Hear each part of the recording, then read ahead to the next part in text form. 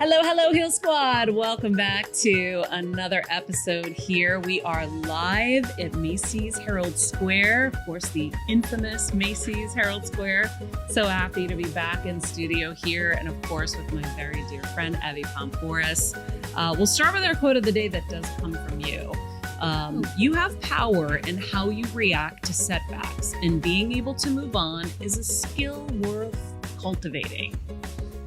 You've had many setbacks and you have moved forward. So we are going to learn all about that today. Evy Poumpouras is a TV host, best-selling author, former Secret Service agent, badass, let me add that. Drawing from her extensive experience conducting high-stakes criminal investigations, Evy is a sought-after personality, an expert on security, leadership, and human behavior. As a TV personality, she's appeared on networks like ABC, NBC, CNN, sharing her insight on current events, personal safety, crisis management, etc. She has a very unique ability to translate her real-world expertise into actionable advice. Evy empowers audiences around the world to cultivate resilience, which we all need, confidence, and situational awareness in their daily lives. She's given me so many tips about this, whether it's how to watch my back at gas stations, etc. She has so many amazing tips. She and I have a lot in common. Not only are we both Greek, but we also went through similar journeys when it came to bringing our precious daughters into this world. I'm so glad to have her joining us here at Macy's Live Studio on Heal Squad to chat a little bit more about our respective journeys to motherhood and all the fun things we're doing with our daughters this summer, thanks to Macy's and, of course, their cute apparel. Athena is a little overalls girl. I don't know. I love that about your baby, but she loves her overalls. These are in fact by Levi's and we're obsessed with them. She has them in pink and denim, etc. We also have some really cute outfits back here from Carter's and Aiden and Annis that I have for Athena and love. And then we'll get to all the adult clothing that I love, which Carter's has saved me, actually. Really? Yes. I didn't know what Carter's was, and then I had my daughter, and everything is Carter's. Carter's, yeah. Thank you. Yeah. Oh my God, the jammies are the best. I started to do the magnetic jammies thinking that was going to be easier. They're actually harder. I didn't even try. So the zip-ups by Carter's? Zip-ups. Yeah. 100%. Way better. Yes. So, okay. Let's talk about surrogacy. And well, I had surrogacy. We both did IVF. You had a really long journey, as did I, but mine wasn't speckled with as many actual attempts that didn't work too. So share with everybody kind of your journey to this. And it happened later for you because you were a career woman. You were protecting presidents as the badass that you are. So it took a little bit of time to get there. I think too, I definitely did my career first. I also married later in life. So my partner didn't reveal himself to me till later in life. So I was a bit older. I was maybe 35, 36 when I married. And then when I started having children, I was older and it was harder. And definitely my journey was very long. It's interesting too. I have not talked about this with anyone. And you and I, we know each other for so long. We've been through a similar journey. And I remember saying, Maria, if I ever talk about this, it will be with you. Yeah. It's such a personal story. But I started doing IVF because, the doctors are like, you're older and you need to do IVF. So I was like, all right, I'm going to do it. And when you do it, it's if you've never done it, it's a little surreal at first when it's like you have to do injections, you have to do all this stuff. And you're thinking, I need to do this on my own. And then I would travel a lot with work. So I had to do them to myself. So you have to kind of. Oh, that's the worst is the shots in the bathroom on the airplane. They're terrifying. Oh, I never tried to do it on a plane. Oh my gosh. I remember having to do it on planes and being so scared to screw it up. And there's a lot when you're not familiar with something and it's all new and now you're injecting yourself. And at least for me, I would panic and get nervous that I was going to do something wrong. And when you're working at lightning speed and there's so much going on in your life, it's so hard to get it all straight. I don't know. You must have felt similar. In the beginning, it was confusing because I hadn't done anything like this before. Yeah. So they give you your instructions. I was trying to track. I'm like, wait, I do what? And yeah. You wake up at 6 a.m. in the morning to go for labs. And you know what I remember too? When I would go to the facility, the clinics, and I would see women in the waiting room. And initially, I started at Weill Cornell in New York. There were so many women, and do you know what struck me? No one would look at each other. Yeah. I would walk in, and Good no one point. would smile. The shame. Yeah. Nobody would say hi. I remember I disliked going because it was the most depressing place. And it's always caused me to pause. And if anybody's hearing this, if you go through this, when you go to that waiting room, just smile to one another because everyone's going through it and nobody would lift their eyes up. And I remember leaving, I would tell my husband, I'm like, it's just terrible. Yeah. I'm like, why isn't anyone, like, no one's talking to one another, no one's smiling, just even a greet. And I think you just see the people there, especially the women, almost just kind of like they didn't want you to see them. Yeah. And I really dislike that mindset. And I remember thinking, I'm just not going to do that. But I did IVF for years. I lost count. Maybe 18 cycles. Wow. Of injections and retrievals. 18 times under anesthesia? No. So the way it works is you collect eggs, right? Follicles. You collect the eggs. So that's that process, which you did. Yeah, where you go under and they collect them. Right, you collect them. Now, when I started doing it, they give you meds, right? Remember you had to take all that medication? Yeah. So do you remember how many you made? Yeah, I didn't make many. High five, I didn't make many. Yeah. No, I think, they only got a handful every time, like 2, 3, and then they made embryos out of them.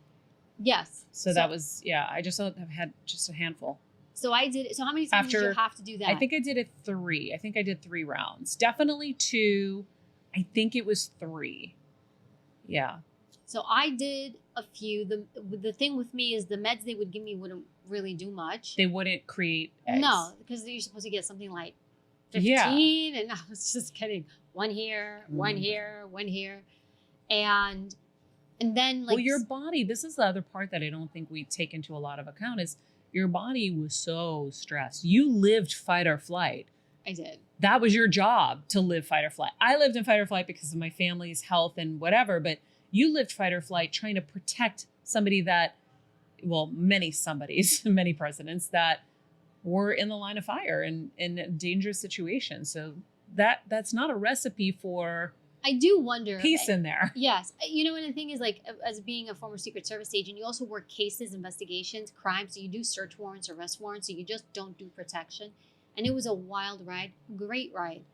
And maybe the intensity of always being in that zone did that. I do think also just, I'm going to be honest, age. Yeah. It's just the truth. Like, the older you are, the harder it is. Mm-hmm. And I had heard it, but I never paid attention. So if there's anybody listening that wants children, even if you're thinking about them, freeze those eggs. Yeah. But that's me. I wouldn't want anyone to go through what I went through because I had to do multiple cycles to collect eggs. And then even if you get them, are they good? Are they healthy? So I had a lot that just didn't take or were tired. So I collected over a period of time. And then if you combine that with the cycles of putting them in, like that, I would say is probably total between those 2 cycles, maybe 18. But I did so many retrievals. This is over years. Wow. It might be more than 18, honestly. I just stopped counting because I was like, I'm not counting. I mean, you probably spent a lifetime fortune doing this too. Oh, I was working to pay for IVF. Yeah. I was working, but I was determined. I always wanted to be a mother. It's not like I was a person who was like, I don't know if I want a family or have kids. I did, just life brought things differently to me. And truly, had I known, I would have frozen my eggs earlier just to not put my body through it. My body went through so much. Yeah. And so. Well, and then you guys will hear it went through even more. Well, you were with me. I think, remember I ended up changing the second to last one. The second to last one, the one before I actually got pregnant, you came with me. Mm-hmm. Actually, I stayed in your home. I came with you. Well, because she was coming to the West Coast to do it, and she was going to be alone. I'm like, no, I'm going to go with you. You stay at my house. Let's have good juju. We had parties and fun, and we were trying to invite the goodness. Do you remember what you had me do? You had me do all these wild things, and because it's you, I did them. You had me actually go out That was the day before we were going to do it. You had me go outside your front door. We stand on your steps and the moon was out. And we moon gazed. Is that what we did? I think we moon gazed, You're like, Evy, come here. And I'm watching you from the side. I'm like, what are we doing? We're going to go to the moon and we're going to, I don't remember, we're going to surrender it to the moon. We're going to gaze into the moon. And you had me do this. And I stood there. I'm like, you know what? I will do whatever. She just kept saying, I'll do whatever. I'll do whatever. And I remember doing that with you. By the way, like, thank you. Like I stayed with you that weekend. You took such good care of me. I think you cleared your whole schedule. You came with me because my husband was traveling with work. Yeah. You came with me to the doctor and you were in the room when I actually did the whole process. Yeah. It was so special. It was. And then I was so sad. I'm like, wait, it didn't work. We did so much to set you up and to bring the good juju. And I was like, please, like, why didn't this work? And I felt so guilty. Like maybe, you know, it was my fault. You know, you just think like that. You were awesome. Do you remember? So you come with me to the clinic. It's me. I walk in with you and I'm like, hi, I'm here with my friend. And they're like, oh, okay. Then we go in, we sit down and, you know, you hadn't done your surrogacy yet. No. You were in the process. So you were you were on an intelligence gathering mode. Yes, I was learning. What's this? What's that? And because I remember they didn't allow you into when they did it for your surrogate. Yeah, I wasn't allowed to go in. She was just down the street. We had to be right outside when they did the, we did it. No, we took her to her appointments. They wouldn't let us in when they did it. So we were on FaceTime. That's wild. So but you came in with me, which is wild, right? Yeah, you couldn't go to your own surrogate, but you came in with me. I know. And it was so cool because I got to watch the process. So I kind of knew what was going to happen when Kevin and I were watching. Like you're waiting for the shooting star to go through when they're injecting, like you see it. I couldn't even see that. Yeah. I probably filmed it for you. I probably have it. We have video. We definitely have video clips. I do remember like the doctor's there and he's doing it. You're holding my hand.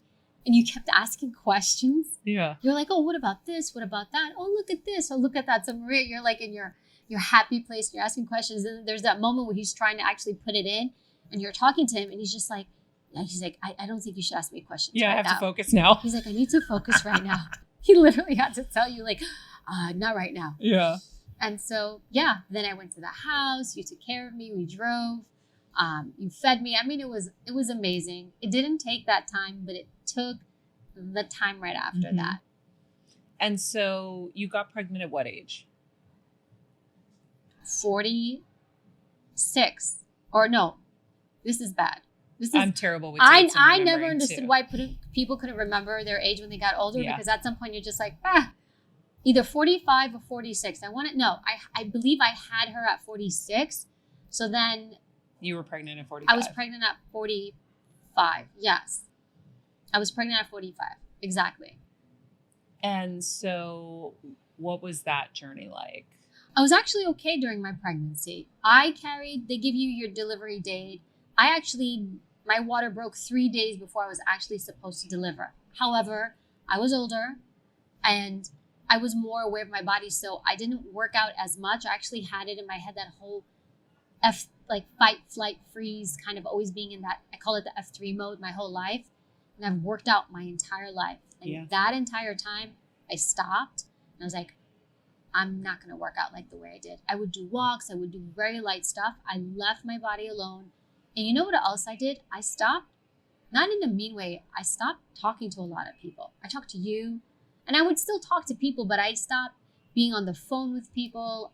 I don't know what it was, but I felt very kind of, I don't know, maybe I became more sensitized as a life grew inside of me. I'm not sure, but something happened where I became a bit more quieter in so many ways, and that really helped. But I had major nausea. I couldn't smell any food. I would leave the house when my husband would cook food. And I had stuff like that. And I did get gestational diabetes towards the end. So I had to be careful with that. But overall, I was okay during the pregnancy. And then? So then I go to deliver and I wanted to be like the person I am. I'm like, I'm going to try to do this naturally. So I go to try to do it naturally. And actually my doctor didn't want me to do it naturally. She's like, can we just do a C-section and, just plan it? And I was like, no, I had read all this stuff. It says it's better to do it naturally. And I wasn't really happy about the idea of being cut. I'm happy to take bullets, but if I can avoid being cut open, I'm like, I'll take the bullet, but So I go into labor. I go to the hospital. By the way, by that point, I had gotten swollen. I don't know. I had read a lot of women get swollen. I'm a pretty lean person, but I remember like my knee was 3 times the size. Wow. So they asked me, like, do you want to be natural or get an epidural? I was like, give me the epidural. I was like, life has been hard, but it didn't work on me. And I didn't know it hadn't worked because it kept hurting. And after hours of me laying there, I finally asked somebody, how does this thing work? Do you feel like, does the pain completely go away? One of the nurses said to me, you're not supposed to feel anything. I was like, well, that didn't work. So then they told me for some people it doesn't work. Yeah, you were that 1%. I was the 1%. So after being in labor 26 hours, maybe it might have been. Wow. I held out. I was a champion. I held out. And then finally the doctor came in. She said, how are we doing? I was like, I'm done. Do it. Because at that point I was getting worried too. Yeah. So then they did a C-section. It was an emergency. It's just, it wasn't as planned. So then they wheel me in to do the C-section. They do it. They take my daughter out. She's healthy. She's well. But I remember when I was laying there, what they do, I guess, is they take your baby, they check the baby to make sure it's okay. And then they went to lay her on me, right? They do the skin on skin. And as they're doing that, as I started to do that, before they started doing it, I started feeling not right. I felt like I was fading. It reminded me of, you remember the Energizer Bunny commercials where like the battery's on, it's got energy, and then as the battery's dying, it slows down. I started to feel like that. And I knew, I was like, something's wrong. And so they put her on me, and immediately I said, take her off. And I remember them pausing. I said, give her to her dad. And they were kind of confused because I could feel like something wasn't right. So I started, like, literally, I felt like I was fading, like shutting down. And I did. And then I couldn't breathe. And I didn't really understand what was happening to me. I started taking really shallow breaths, and then I couldn't breathe. And I remember hearing my husband at one point. Time started to just get jumbled. I didn't know where I was, But you're attached to machines, so they can see whether your heart rate is changing or anything, right? My heart was okay. It was just my breathing started to get super weird. And then they took me out of there and started wheeling me somewhere else. And so they noticed. They noticed immediately, and then I just went out. So what ended up happening was water was filling my lungs. So I guess they had, I'm not sure, they had me on so many fluids. They're not quite sure, but I should reverse actually. The first thing that happened is when they took her out, I lost a lot of blood. A lot. I think and I don't speak doctor, but either 2 liters or 2 pints, whatever the body consumes. I should know, I'm just lapsing at this moment. They had to give me a blood transfusion. And then as that started happening, I couldn't breathe. I could hear my husband in my ears. They're wheeling me. He's like, breathe, breathe. And I could hear them going, why can't she breathe? Why can't she breathe? And, he's holding he's holding our baby, who I was like, hold her. I can't hold her. Because I was like, I'm going to drop her. That's why I didn't want to hold her. I was like, I'm going to drop her. And then because I couldn't breathe, so my body wasn't getting oxygen. And then they were worried about my brain, because obviously the brain needs oxygen. And then that started kind of shutting down. And then with that, my kidneys. And it was interesting. It's like all these things just started shutting down. And so all I could feel at that point, I was out. Like I didn't know what was happening. But this is wild. And it happened, so I'm going to share it. When it was happening, the chills. At one point, I could see them working on me. Like, you hear these stories, and not that I never believe them. I'm like, all right, everyone's... But you can't understand it. I can't. Maria, this is happening. I don't know this is happening. And I see all these, they were burgundy colored scrubs, and a room full of maybe 20 people in scrubs. And I look down. You're above. I'm above. I can see my body. I can see the room. I can see the scrubs. And typical me, I get annoyed. I'm like, why are there all these people in my room? This is such an invasion of privacy. I was like, my hoo-ha's out. I'm like, I just had a, wait, why are these people in here? Who are these people? This is what I'm thinking at that moment. Wow. Yes. And I just could see them working on me. And I could also, like, at the same time, though, I was somewhere else. And I can't really explain that, but it was very quiet. It was very peaceful. I wasn't worried about anything. It felt like I was up somewhere. I couldn't see anything. There was no white light, none of that stuff. I didn't have any of that stuff. But I remember, this is so wild. Like, I never thought I'd be this person to tell a story like this. And of all the people for it to happen to, I figured it'd happen to more. Not that I'm not a spiritual person, I am, but you're a very grounded realist. Yes, I'm a very logical, rational person. Yeah. So, but I remember I could see two things then. I could see them, I could see the hospital room, and then I could see that I was somewhere else. I was in two places at the same time. And I remember I couldn't see anything, but I could remember talking, and I wasn't even talking, but I was talking and saying, no, they're fine. My husband and daughter don't need me. They're okay. I don't need to go back. Because it felt so quiet and peaceful. And I don't know why I was having this conversation and with who. And I remember saying, no, they're fine. My husband's, I was like, he's got it. He'll be fine. And then as quickly as that was happening, I remember looking over again. It was like almost two scenes. I look over again at me, and I just feel like like something pulling me back into my body.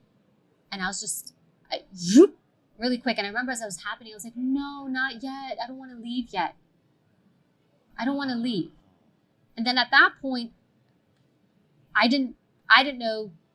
Later, after I had woken up, I mean, I was in the hospital. They had put, I had multiple IVs. They had put one in my heart.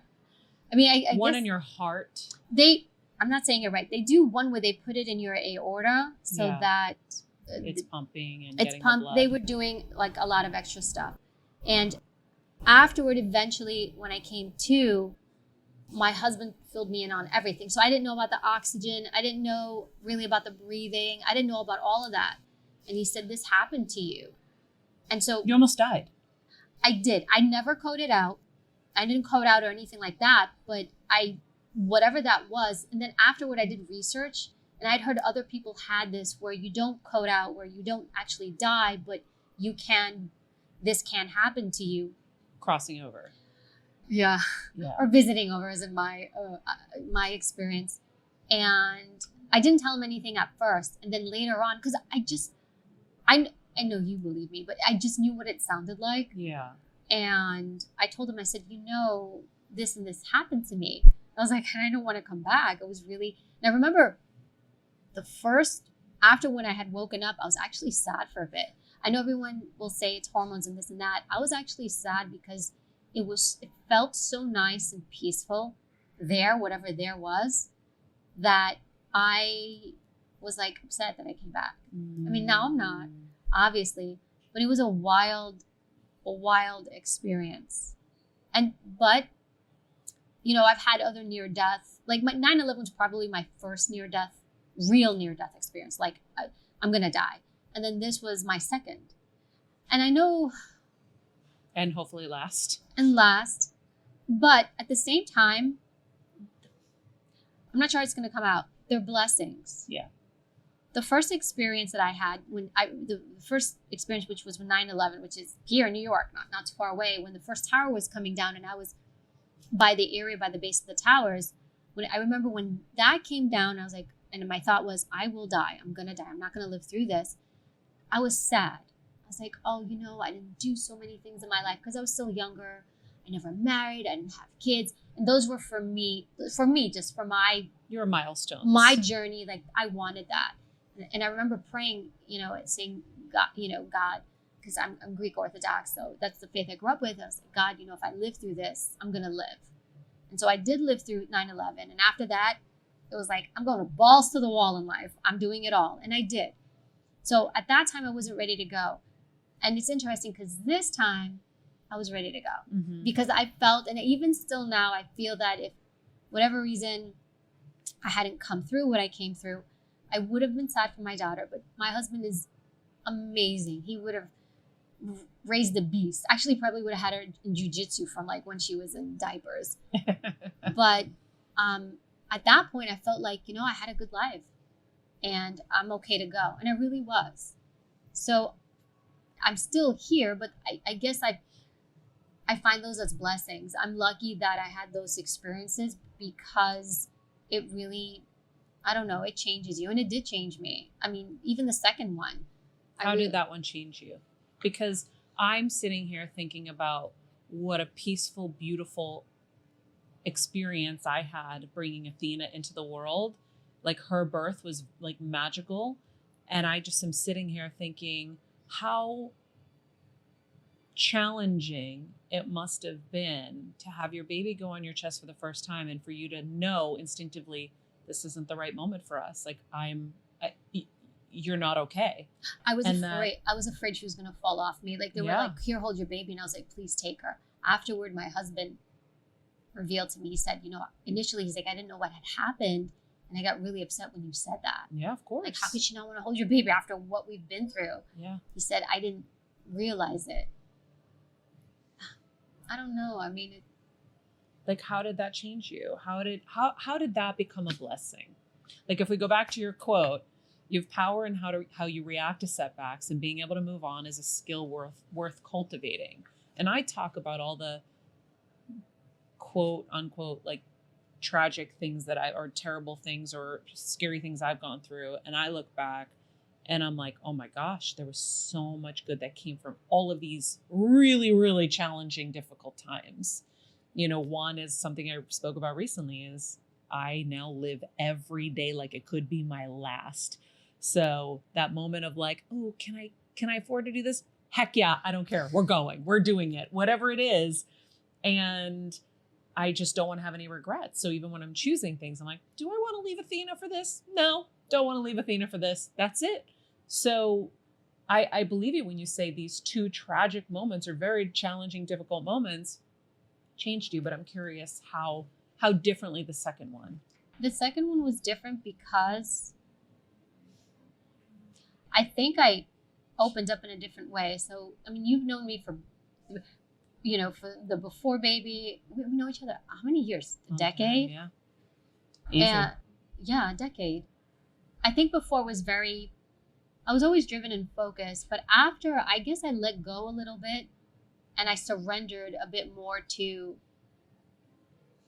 I don't want to say my faith. I've always believed. I've always been a person who believed in whatever anybody believes in. I always had just belief and more and my guidance and stuff. I don't know. I got quiet and I got peaceful and I appreciate everything I have. Very little stresses me. Nothing, I guess that's a big thing. I don't get wrapped up around stuff. Like I'll see people lose their minds over stuff and I'm just like, I've mastered that quite well. And I've also learned you can be a victim or you can rise. And I'm not judging anybody, but I was like, I'm just not surrendering to anything. And I could take this and be upset. I could be like, yeah. I went through 18 IVFs. I went through all this stuff. And how could my birth be ruined, right? Yeah, my birth. But I'm also 46. So my body took a massive toll for a decade. IVFs, this and that. And yeah. I'm still working out and I'm still running around and then having a delivery. So I could have. And I guess you could look at your tragedy as either a blessing or a curse. You choose. You choose. I don't care what it is. You choose. I chose. Yeah. And I think when you choose, you feel like you have more power in your life. I don't feel like I don't feel sad for anything. I'm here. I'm thankful I'm here. Mm-hmm.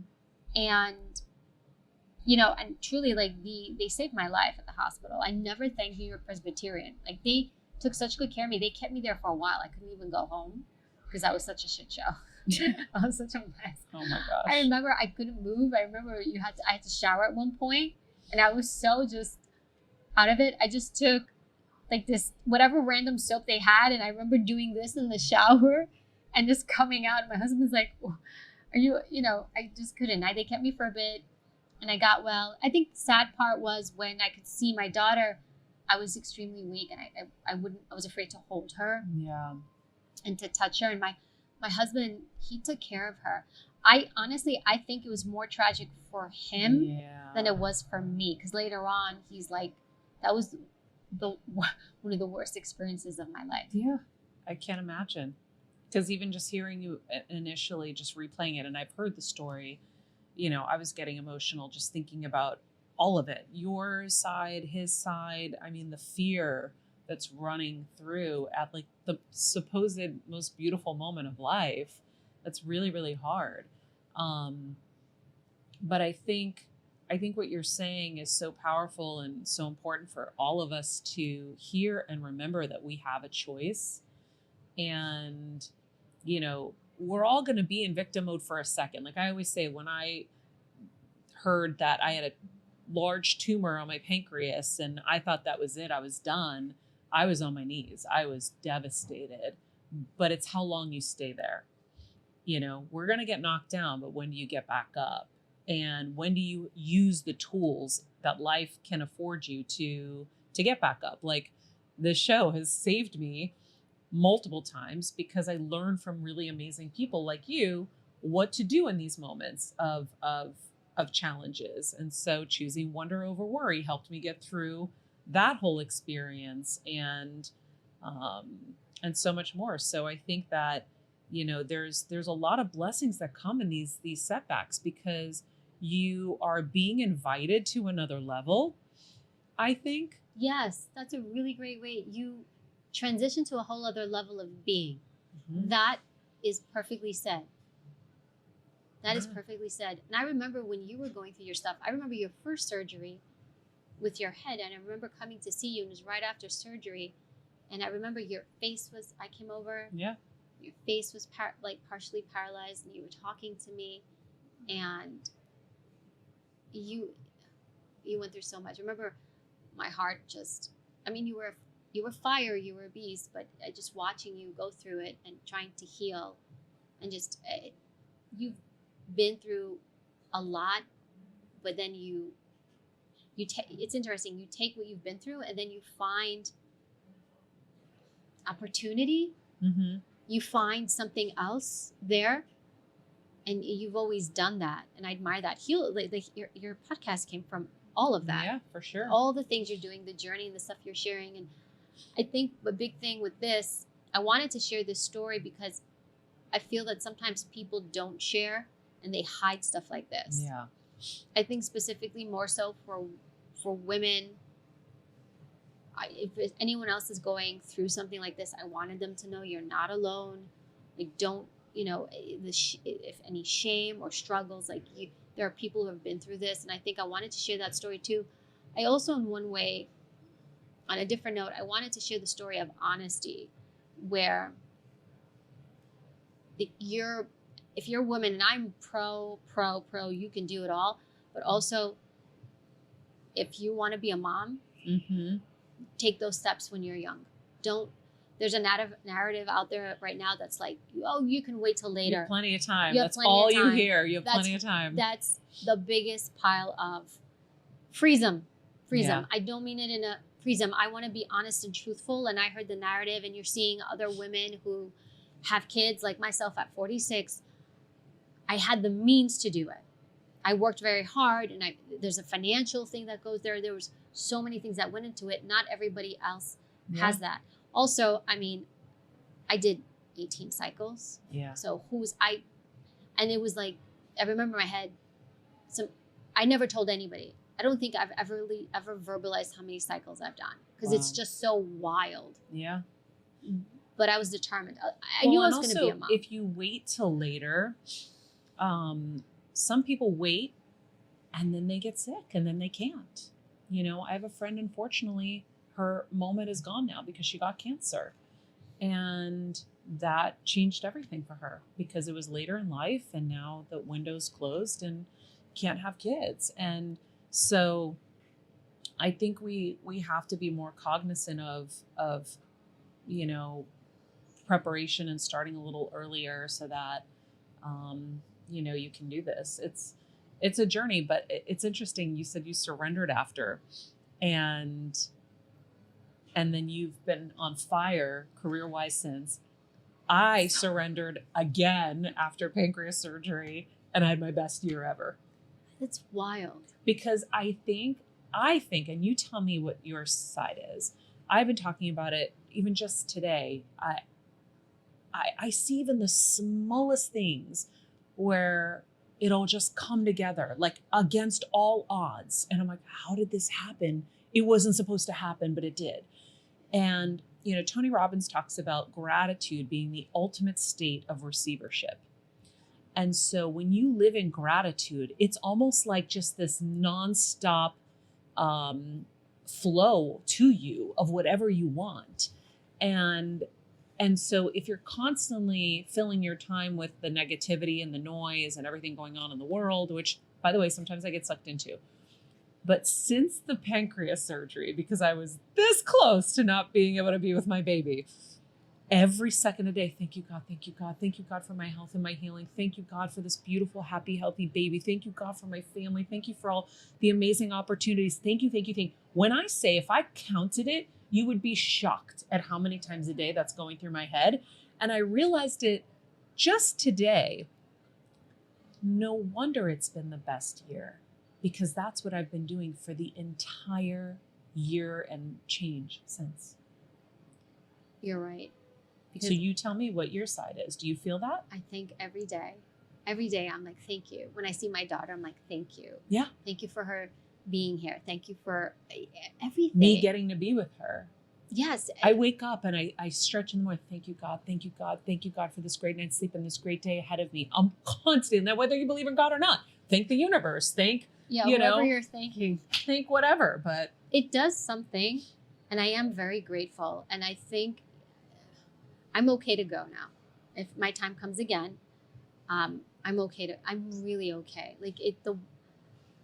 Despite my background and, crime. You were always okay. That's why you did what you did. I was okay, but I'm really okay. Now you're okay in a different way. I'm okay in a different way. You were willing to risk for the greater cause, but now you're at peace. Well, now I know it's nicer there. Yeah. But my dad had the same experience as you. Did he? Yeah. My dad had a low blood sugar attack, went into, coma state, and he could see me from above.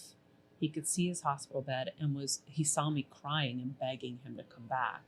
And he's like, it's so nice here. I don't want to go back. And then he would just look at me and he felt bad and he came back. Same thing. Yeah. Wow. So he's been on the other side too. And he's like, oh my God, it was amazing. I don't know how to explain it. And I've heard other people's experience. It's just quiet. But I also wasn't alone. And I remember, because I was conversing, I'm like, no, my husband's fine. The baby's fine. She'll have a great life. Because it didn't seem like, nothing seemed like a big deal. I was like, it's all okay. Yeah. And but isn't it interesting? You transitioned back and now that's your feeling. It's all okay. I took it with me. Yeah. It's cool. I took it with me. And I realized I can decide. I can't speak for other people, but I can decide who I want to be and how I want to go. And before you were saying something about recovering from hard things, that's the difference between endurance and resilience. People get them confused. You can endure something. So I could have endured 18 IVF cycles, had my daughter, died in the process almost, right? And come out and just been miserable and happy. And I can't believe this happened to me. Yeah. This was so hard. My body, my this, my that. That would have been me enduring. Recovery is your ability to go through something hard and then recover and bounce back and be like, life's good. Yeah. And life is good. You can pick that track. And I can sit and tell this story. And I know I was smiling when I was telling the story, but I can sit and tell the story and be sad. Or I can sit and tell the story and be grateful. And I'm grateful. Yeah. I always say, look at your life like a movie and pick how you want to tell that story. What do you want to tell? That you stayed on the ground and you were crying, you're depressed, whatever, or that you got back up and you found a way and that you could be an example. Whatever you want that movie to be, it's your movie. Make your movie. So I make my movie all the time. I know what I want my story to look like and sound like and feel like, because it's not just for outside purposes, how I want to feel about it. And so I feel empowered by my story. And every time something has happened, I look back and I'm like, well, you did it then. Now we can do it even better. So I do want to say, friends that when we got in here, Evy shared that she was very familiar with the premises, and I want to just share a little bit about what you did here at Macy's Herald Square. So it's interesting. I used to come to Herald Square. So when I was a Secret Service agent in my first career, I was in the New York field office, which was initially down at Ground Zero and then in Brooklyn. But we would work with a lot of big stores. So Macy's would get a lot of counterfeit money or scams where people would come in. There was like massive fraud, gift cards, there's all sorts of stuff. Criminals are very creative. So whenever anything crossed into the Secret Service lane, they would call. So I would come here constantly on a consistent basis they had an investigative team, and they would say, hey, can you come? And I would come, and they would tell me, here's some counterfeit money. Here we have this crime ring going on. Like they're coming in and they're doing this gift card scam, all these sorts of things. So I actually come in. So when I walked in, I think this is the actual floor where they used to have the offices. I think they changed it up. So it's very so funny and very full circle that you're back here now being on the show. And I used to work at Macy's fragrance spritzing back in the day. So I have my history with Macy's, and Maria, I do want to share. Did you? I worked Macy's too. I worked the makeup counter in college. No way. I worked Estee Lauder, shout out, and I see Estee Lauder right here, line of sight, Estee Lauder. Gosh. And Club Monaco used to have makeup. I did makeup. That's so funny. And then during the holidays, they would pull me and I would do that. That's what I did. That's my money in college. Thank you, Macy's. I want to share. So friends, you guys know I'm always talking about my Macy's wish list. So we have some of the things here that I have on my Macy's wish list that I'm loving because summer's here and, you know, it's still here. I'm just about to go on my vacation as well. These shoes are so cute, by the way. They're Hermes, basically like ripoffs, but Steve Madden came up with their version. And so instead of spending thousands of dollars, you can buy these, and they're so cute, and nobody would know the difference. No one knows that I'm not wearing Hermes, funny enough, and not that I'm trying. They just are really cute. They're beautiful. So I'm obsessed with these. These are on my Macy's wish list. I already showed you Athena's overalls that I love. This beautiful dress by Ibiza is perfect for summer. Super cute. And then of course we have, I'm going to just pull this over, from Carter's, our little jammies for the kids. I really, really love this little towel robe. Is that a bathrobe? Yes. I'm sorry. I'm gonna be a mom now for a moment. Look at the little. I mean, isn't the best part of being a mom obviously is the squishes and the love, but also the outfits, especially when you're a girl mom. Love it. They're my favorite. But guys, I have everything that you will need, whether it's gifts for your family and friends, outfits for your vacations or upcoming events, all on my Macy's wish list. Just use the link in the podcast description below. I'm also wearing everything from Macy's right now. And now this is like one of my favorite brands that they carry. And so the bodysuit, the denim skirt, all of this is on there as well. And I love my Macy's outfits. They're so easy. And then also shout out to Way. I don't know if you use Way hair products, but if you don't, I'm going to get you on it because it's my new favorite products. OUAI, Jen Atkins. Jen Atkins. Yes. I know who Jen Atkins is. Okay. So love the hair. I love the hair products. I use the hair oil on my wet ends, and it just is like the perfect thing to just make my hair feel like soft and effortless. The leave-in conditioner is amazing. I'm really, really a big fan of these products. And so if you are ready to elevate your hair care routine, you can go to theway.com, theouai.com, use the promo code Heal Squad, get 15% off, and you too can have beautiful hair. Yes. Well, Evy, I think that, first of all, I just want to say that I'm grateful for you sharing your story with me. And I'm grateful to have you as a friend and to be on this journey with you. You mentioned the shame thing.